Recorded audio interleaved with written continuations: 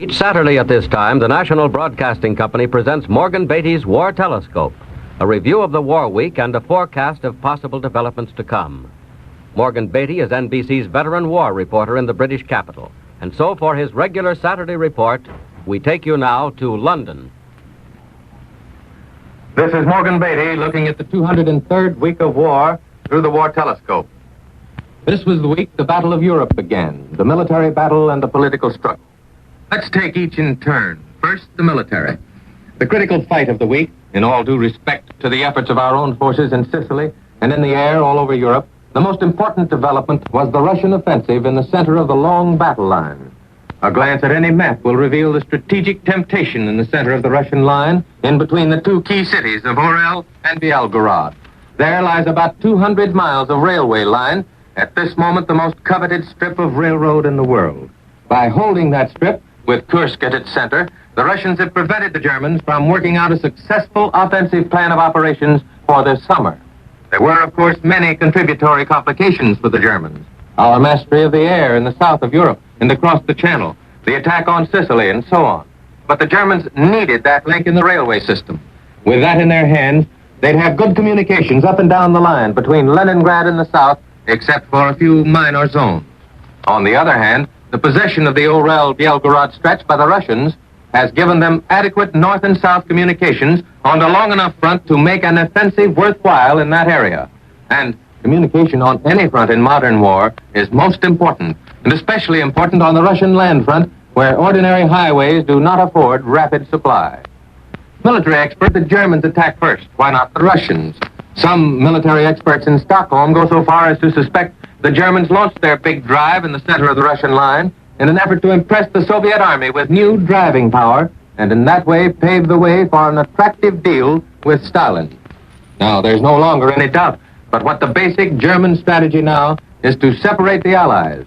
But even so, the Stockholm correspondent who gives that interpretation explains by saying it is difficult to understand the German mind in situations like the present. And indeed, it is. In any event, the most likely explanation of events of the last 2 weeks in Russia is that the Germans expected the Soviet army to launch a major offensive in the center in preparation for an all-out offensive this winter. The Germans merely struck first in the hope of dulling the Russian offensive thrust, and they may have taken some of the sting out of it.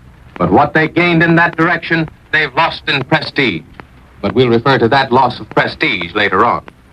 In Sicily, astounding events have taken place, as you know, even more startling than the sudden collapse of Axis military resistance in North Africa. It could be argued that the Germans and Italians are biding their time in the hills, that they're laying back in ambush, as it were, in the center of the island to strike back when the time comes. And no doubt they will muster a counterstroke with all the strength they've got. But the truly impressive element of the Sicilian campaign is that the enemy failed to strike at the best moment, the moment of landing. And as it is now, Allied armies can be landed successfully and in as great strength as the High Command desires, thanks to Anglo-American supremacy in air power and sea forces. That is, unless the Luftwaffe wants to concentrate enough air power over the Mediterranean to challenge Allied supremacy, or unless the Italian fleet wants to come out to challenge the Royal Navy's control over the Straits of Messina, the water gap between Italy proper and Sicily. It's not too late for an Axis challenge, but it is late. And therein lies another damaging blow to Axis prestige, another telltale sign. We'll get back to that sign, too, a little later on. Meanwhile, in Western Europe, the United States Army Air Force and the RAF have continued attacks on targets in Europe, ranging all the way from the English Channel southeastward to northern Italy. A new tactical unit of air power has been added to the Allied forces operating from England. American medium bombers yesterday hit the freight yards at Abbeville in France. Spitfires and American Thunderbolts protected them, and none of the bombers was lost. Losses, in fact, in the RAF Bomber Command and in the American 8th Air Force have been much lower in recent attacks than they have in the past. That also is a sign of the times, a potential forecast of the future, a blow to Axis prestige.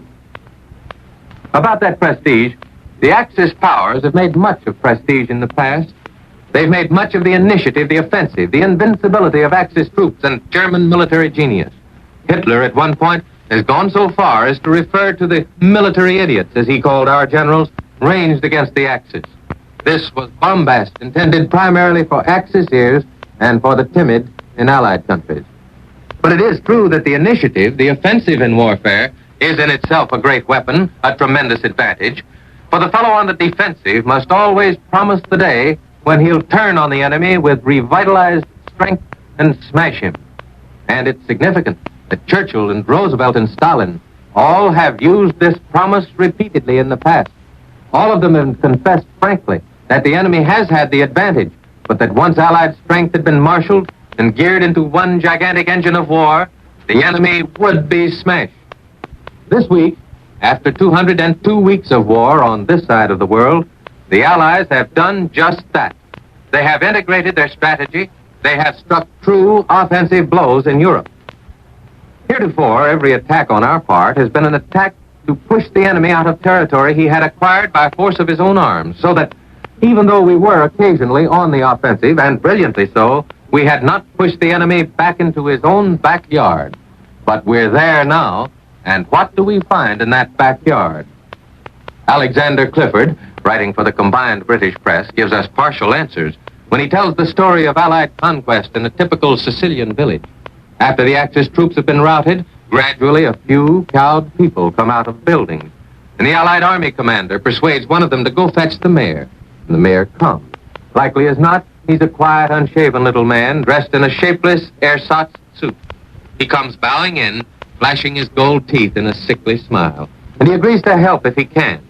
The dead are buried and the water supply turned on after it's examined. Italian prisoners are ordered to clean up the dirty schoolhouse they've been using as a barrack. Soon they're busy toppling things out of upper stories to the courtyard below, such as bug-ridden wooden bedsteads, torn uniforms, packages of cartridges, stacks of fascist propaganda, even portraits of Mussolini. That's Clifford's view on the spot. Now let's turn to Johnny Moroso of the Associated Press, who also talked to Sicilians, including prisoners. One of these was asked by American troops what he thought of Mussolini. His answer was to cut his throat with his finger, as it were, and reply, "I would like to cut Mussolini's head off. He sent us here without food, and our clothing is falling to pieces." One group of Italian soldiers, coastal artillerymen, said they wanted to go back to their farms in Italy. They told our troops they knew the Axis would lose the war the minute America and Britain were lined up together. They insisted the Germans had fled before the invasion of Sicily, taking all the food with them, and the Germans had shot Italians in the back for refusing to fight Americans. And the fine quality of American equipment amazed the Italians. Some of these soldiers, incidentally, had packed their suitcases with civilian clothes on the assumption they'd be sent to America. But some American soldiers were inclined, said Moroso, to sniff at Sicilian statements that they liked our troops. These hard-headed American boys point to the snipers who fired when they were detected, and then until they were detected, and then gave up. The average Sicilian prisoner, says Moroso, has black teeth from lack of care. Few of these men are clean-shaven. All of them appear to have 10th hand the shoestrings, and few show evidence of much bathing. On the other hand, the few captured German prisoners, for the most part, are defiant. They're clean and well-fed. They speak good English, and they say the fight has not yet begun, and when the German army opens up, it will drive the Americans into the sea.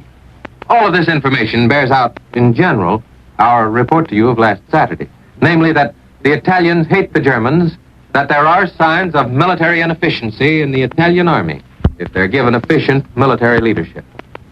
And we must remember that the captured Italians now in Allied hands are all Sicilians. There are other Italians yet to be countered from other provinces of Italy. Sicilians have never thoroughly absorbed the Mussolini rule. But all of this adds up to damage to both German and Italian prestige. And the Allied military blows of the past week, the lack of coordination of Axis forces so far in Sicily, the hesitance of the German military strategists in Russia, they're all signs. Here's another one, perhaps a more important sign, and that brings us to the political struggle. Dr. Goebbels, the German propaganda minister, has just turned loose a package of threats against German rumor mongers in his latest article in Das Reich. In times like these, he says, when the government is compelled to be silent, rumor mongers start speaking. His own cowardice, says Goebbels, spurs on the rumor monger. There's no tripe trivial enough. He pours forth every nonsensical bit of news, says Dr. Goebbels. Then further on says, we must act like soldiers, must hear the command and obey. The sign is clear politically, too. German leadership cannot explain away the Allied offensive, the will to action on the part of the democracies. German leadership cannot explain away clearly honest statements, like Secretary Stimson's yesterday here in London, when the War Secretary said, and we quote Mr. Stimson, "We in America have transformed a peaceful industrial country into a great arsenal in less than 3 years. We have finished recruiting. We're now engaged in training the best army the United States has ever sent beyond its borders. It's been done with the unanimous support of Congress and the people. It represents the upsurge of power and purpose of a great nation, a power and a purpose that far transcends the differences reflected in the press and among politicians when they differ about small things. That's the American position, clearly, honestly put. Churchill has stated the British position, even though Britain's long battle needs no explaining. The purpose is to smash fascist and Nazi leadership, and that's a determined, abiding purpose. The performances of Russian leadership and the Red Army and the Russian people are clear on any map you can buy for a dime. The Nazis will not deny that the line is where it is. They do not deny that they failed to destroy the Russian army. The clear honesty of purpose in every case is entirely too convincing for a propaganda monger like Goebbels. Quite naturally, he's silent, and so is his Fuhrer. And quite naturally, Mussolini is silent.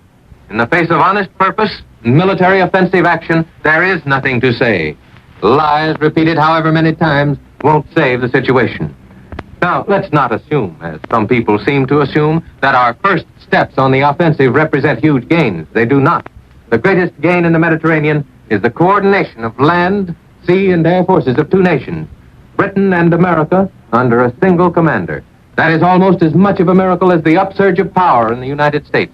As a news analyst, we sometimes wonder if the strong men at the head of the various sections of Allied attack, and they are strong men, capable, aggressive, successful, we wonder if democratic training hasn't played the major part in their coordinated effort, if their ability to work together is not a purely democratic phenomenon, ingrained in them by historic tradition and early training.